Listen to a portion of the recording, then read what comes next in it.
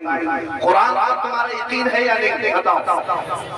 ہاتھ مت اٹھانا، بس ہم ہاتھ سے ایک ہی بات پر اٹھاتے ہیں۔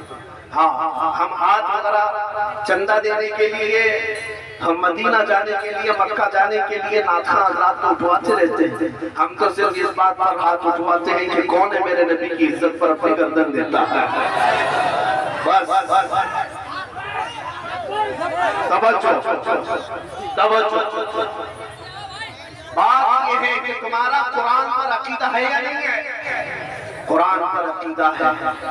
نبی پاک صلی اللہ علیہ وسلم سے ساری دنیا سے زیادہ تمہیں محبت ہے یا نہیں ہے؟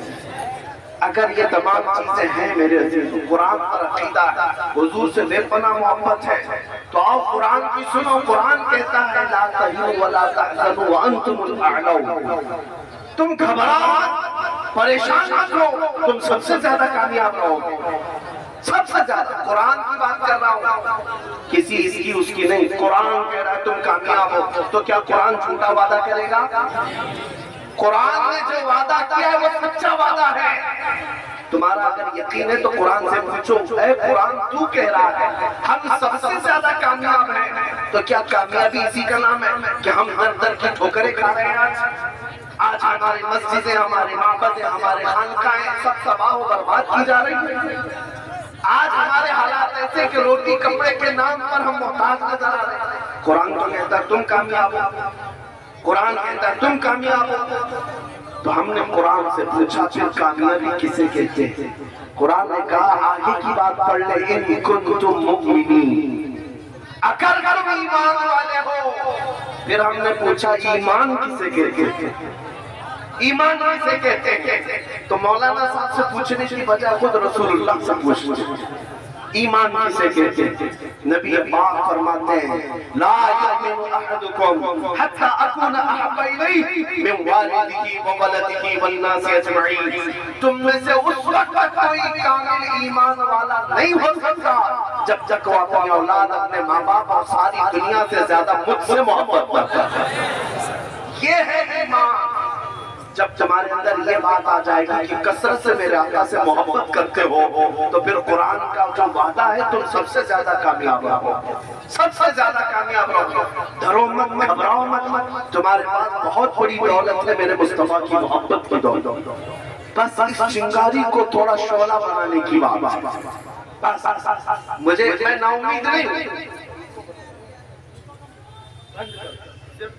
اس والے کا یہ کو بالکل بند کر دو۔ ہاں میں صرف اور صرف آپ تمامی حضرات کو یہ بات بتانا چاہتا ہوں کہ نبی پاک صلی اللہ تعالیٰ علیہ وسلم سے اگر جان سے زیادہ محبت ہو جائے تو قرآن کا جو وعدہ ہے وہ کامیابی کا وہ وعدہ بالکل برحق ہے، کیونکہ قرآن نے جب وعدہ کیا تھا صحابہ نے وہ وعدہ دیکھا ہے۔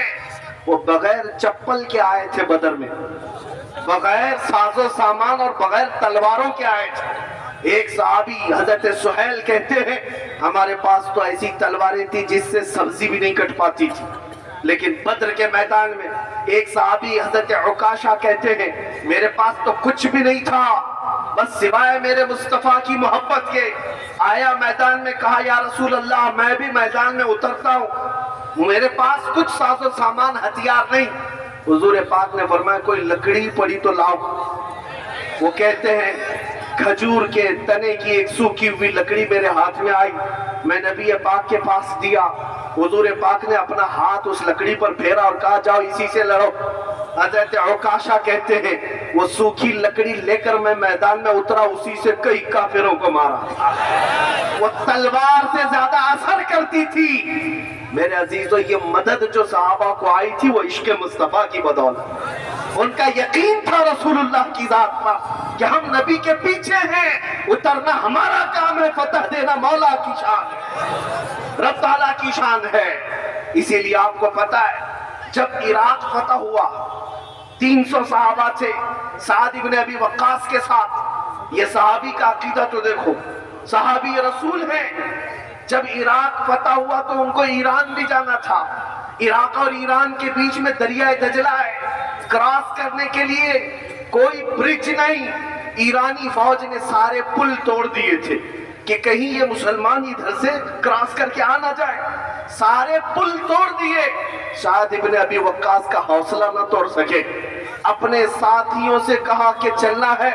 سبوں نے کہا چلنا تو ہے لیکن دریا ہے, دریا ہے, کوئی پل نہیں, کوئی برج نہیں.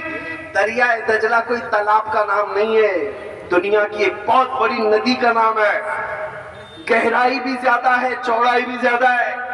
سعد ابن ابی وقاص کا حوصلہ پھر بھی پست نہیں. تاریخ طبری میں یہ روایت موجود ہے. ان کے ساتھیوں نے پوچھا سعد ابن ابی وقاص سے کہ جائیں اس طرف تو کیسے جائیں؟ سعد ابن ابی وقاص نے کہا کسی پل کسی برج کی ضرورت نہیں, اپنے اپنے گھوڑے لو اور پانی میں ڈال دو, پار کرانا مولا کی طرف سے ہے. دریائے دجلہ کے اوپر 300 صحابہ نے گھوڑے ڈال دیے اور گھوڑے ایسے چلتے ہوئے گئے یہاں تک کہ دریا پار کر لیا, کسی گھوڑے کے ٹانک میں تک پانی نہیں آیا. وہ چل پڑے, صحابہ کی سواریاں پانی پر چلتی رہی, دریا عبور کر کے آ گئے.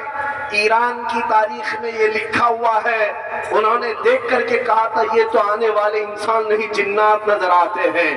دنیا حیران ہے. اسی لیے شاعر نے کہا تھا دیوان گانے عشق محمد کو دیکھ کر گھبرا گئی ہے گردش دورہ کبھی کبھی, گھبرا گئی ہے گردش دورہ کبھی کبھی. یہ میرے مصطفیٰ کریم کے غلاموں کے حال تھے. اگر وہ پانی پر گھوڑے ڈال دیں مولا اس پر خشکی جیسا راستہ پیدا کرتا.